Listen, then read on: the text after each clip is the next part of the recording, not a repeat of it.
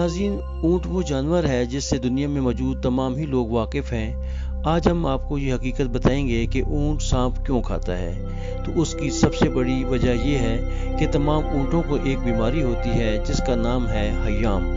ये एक ऐसी बीमारी है जिसका इलाज ही सिर्फ ये होता है कि ऊँट को जिंदा सांप खिलाया जाए। लेकिन सांप का जहर इतना ज़्यादा होता है कि ऊँट की आंखों से कई रोज़ तक आंसू निकलते रहते हैं। ताहम इस जहर को ख़त्म करने के लिए ऊँटों को बहुत ज़्यादा पानी पिलाना पड़ता है। इसके बावजूद भी इनकी तकलीफ़ ख़त्म नहीं होती और काफ़ी अरसे तक इनके आंसू बहते रहते हैं।